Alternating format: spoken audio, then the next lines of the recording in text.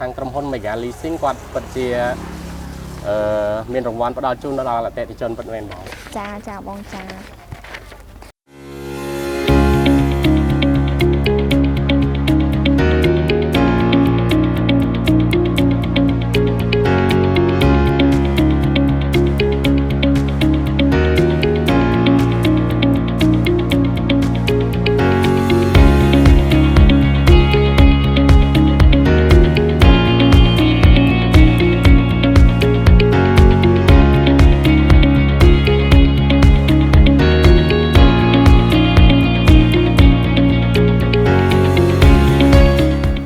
ជំរាបសួរទៅកាន់បងប្អូនក៏ដូចជាអតិថិជនរបស់ Mega Leasing PLC ទាំងអស់គ្នា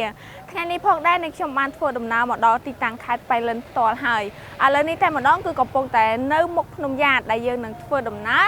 រៀបចំយករង្វាន់ទៅកាន់អតិថិជនដែលគាត់មានសំណាងឈ្នះរង្វាន់ម៉ូតូ Honda Dream Series ឆ្នាំ 2026 អញ្ចឹងបើសិនជាបងប្អូនចង់ដឹងថាតើអតិថិជនរូបណាដែលគាត់មានសំណាងឈ្នះរង្វាន់ម៉ូតូកុំភ្លេចរងចាំទស្សនាជាមួយនឹងខ្ញុំទាំងអស់គ្នា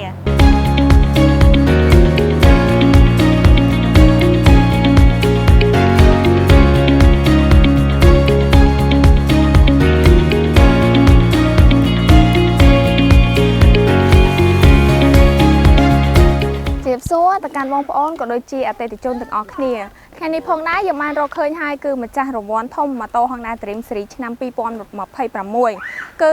បងប្រុសបងស្រីដែលគាត់នៅឯស្រុកសាលាក្រៅខេត្តប៉ៃលិននេះផងដែរអញ្ចឹងដើម្បីកុំឲ្យខាតពេលយូរយើងអាចចូលទៅជួបនឹងសម្ភារដើម្បីឲ្យបងប្រុសបងស្រីគាត់ណែនាំខ្លួនទាំងអស់គ្នាជម្រាបសួរបងចាបងអាចជួយណែនាំខ្លួនឈ្មោះនិងអាសយដ្ឋានបងតិចបានទេបងជម្រាបសួរបងប្អូនទាំងអស់គ្នាខ្ញុំបាទឈ្មោះប៊យបូរីរស់នៅក្នុងភូមិអូរិស័យលើឃុំអូនដងស្រុកសាលាក្រៅខេត្តប៉ៃលិនបងចាខ្ញុំឈ្មោះឈុំចន្ទខាងចាឥឡូវទេបងអាចមើលទៅកាមេរ៉ាបានចាអញ្ចឹងសប្តាហ៍ថ្ងៃតើបងប្រុសបងស្រីប្រកបមុខរបរអីដែរបងខ្ញុំបាទធ្វើស្រែចម្ការបងដូចគ្នាណាបងចាចុះបងប្រុសបងស្រីចាប់ផ្ដើមបងរំលោះម៉ូតូពីខាងប្អូននេះនៅខែឆ្នាំណាដែរបងខ្ញុំបងរំលោះម៉ូតូនេះនៅក្នុងថ្ងៃទី20ខែ3ឆ្នាំ2026ចាបងម៉ូតូស៊េរីអីដែរបងខ្ញុំបងរំលោះ022ម៉ាក់ត្រីម22ឥឡូវឈ្នះ026ណាបងចាបងចាចុះបងធ្លាប់បានបងរំលោះអីខ្លះឬក៏ប្រើប្រាស់សេវាកម្មអីខ្លះនៅខាង Mega Leasing ដែរបងដូចជាអត់ទាន់ធ្លាប់ទេបងលើកទី1ទៅទី1ទៅបង022នឹង1ទេណាបងចាបងចុះបងធ្លាប់បងរំលោះម៉ូតូហ្នឹងបងធ្លាប់បានប្រើប្រាស់ហើយសេវាកម្មយ៉ាងណាដែរបងសេវាកម្មគាត់ល្អបងសេវាកម្មល្អពេញចិត្តណាបងចាអត់ដែលមានបញ្ហាឬក៏អីទេណាបងចាបងចាចុះបងមានអារម្មណ៍ដូចម្ដេចដែរនៅពេលដែលឈ្នះរង្វាន់ម៉ូតូបងម៉ូតូឈ្នះម៉ូតូចឹងបងសប្បាយចិត្តបងពលិចទី1សប្បាយចិត្តចាបងចាអញ្ចឹងកាលពីយើងបានចាប់ឆ្នោតឡាយចាប់ឆ្នោតជូនបងហ្នឹងខ្ញុំបានតាក់ទងមកជួបបងស្រីណាបងចាពេលហ្នឹងដែរបងស្រីគាត់ថាគាត់ញាក់ភ្នែកដែរពេលហ្នឹងណាបងចាបងចាអញ្ចឹងបងអាចបញ្ជាក់តិចបានទេថាតើខាង Christian Mega Leasing ពិតជាបានបងរំលោះម៉ូតូឈ្នះរង្វាន់ម៉ូតូមែនទេបងបាទបងបាទខាងក្រុមហ៊ុន Mega Leasing គាត់ពិតជាមានរង្វាន់ផ្ដល់ជូនដល់អតិថិជនពិតមែនបងចាបងចាអញ្ចឹងបងមានពាក្យពេចន៍អីដែលផ្ដែផ្ដាំទៅកាន់អតិថិជនដែលគាត់មិនទាន់បានឈ្នះរង្វាន់ណាបងបាទជាដំបូងខ្ញុំបាទសូមអរគុណដល់ក្រុមហ៊ុន Mega Leasing ទាំងអស់ដែលបានដាក់រង្វាន់ឲ្យអតិថិជនបានចាប់រង្វាន់ត្រូវរង្វាន់បងហើយនិយាយចង់ចេញភ័យផងអរផងរំភើបផងណាបងនឹងផ្ដាំផ្ញើដល់បងប្អូនដែលចង់បងរំលោះហាងMega Leasingមានទំនុកចិត្តលើក្រុមហ៊ុនបងហើយព្រោះក្រុមហ៊ុនមានសិលឹកឆ្នោតដើម្បីឲ្យអតិថិជនផ្សងសំណាងបងចាអញ្ចឹងបើឈ្នះរង្វាន់ដូចខ្ញុំដែរចា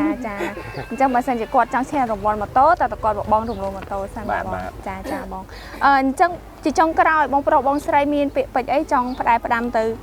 នឹងថ្លែងអំណរគុណទៅកាន់ Christian Mega Leasing ដែលបានផ្ដល់រង្វាន់ជូនបងបាទជាចុងក្រោយខ្ញុំបាទសូមអរគុណដល់ក្រុមហ៊ុន Mega Leasing ព្រម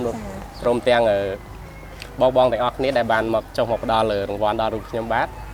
ជូនពរឲ្យក្រុមហ៊ុនមានអតិថិជនកាន់តែច្រើនសុខភាពល្អនិង ក្រុមហ៊ុនរលូនទៅមុខជាបន្តទៀតលោកគ្រូអរគុណ ចាអរគុណច្រើនបង បាទជាសិលពូខ្ញុំបាទតំណាងឲ្យក្រុមហ៊ុន Mega Leasing សាខាខេត្តបៃលិនសូមអនុញ្ញាតជម្រាបសួរដល់លោកពូមួយសំណួរសម្រាប់រង្វាន់នេះខ្ញុំចង់ឲ្យលោកពូជួយបញ្ជាក់បានទេថាក្រុមហ៊ុនបានផ្ដល់ជូនទៅដល់កូនភូមិលោកពូពិតប្រាកដមែនពូ បាទតាមការជាស្ដែងគឺក្រុមហ៊ុនបានដឹកម៉ូតូជូនដល់អតិថិជនប្រកបពិតប្រាកដមែន បាទបាទពូបាទចុះលោកពូមានចំណាប់អារម្មណ៍បែបណាដែរពេលដែលក្រុមហ៊ុនបានផ្ដល់រង្វាន់សម្រាប់ទៅដល់អតិថិជនដែលគាត់បានប្រើប្រាស់សេវាកម្មរបស់ក្រុមហ៊ុន Mega Leasing របស់យើងខ្ញុំលោកពូ ចំណងអារម្មណ៍របស់ខ្ញុំគឺល្អពីព្រោះកូនភូមិខ្ញុំក៏បានទៅបងរង្វាន់នៅក្រុមហ៊ុនអញ្ចឹ បា ង ទលោកពូបាទ អញ្ចឹងគាត់មានសំណាងក្នុង1000សំណាង10000សំណាងនោះ បាទបាទ បាទអញ្ចឹងខ្ញុំមានអីមានថាគ្រប់គ្រងណាជូនពរឲ្យក្រុមហ៊ុននឹងរីកចម្រើនទៀតបាទ បាទអញ្ចឹងជាចុងក្រោយក្មួយសូមអរគុណលោកពូហើយក៏សូមជូនពរលោកពូព្រមទាំងអតិថិជនគាត់ទទួលបាននៅសុខភាពល្អហើយនឹងជោគជ័យនៅក្នុងការប្រកបមុខរបរនិងគ្រប់ភារកិច្ចការងារអរគុណច្រើន ចាអញ្ចឹងជាបន្តដើម្បីកុំឲ្យខាតពេលយូរសូមអញ្ជើញលោកគ្រូដែលជាប្រធានតំបន់នៅខាងសាខាបៃលិនគាត់ធ្វើការបង្ហាញវត្តមានដើម្បីជូនរង្វាន់ទៅកាន់អតិថិជនតែម្ដងចា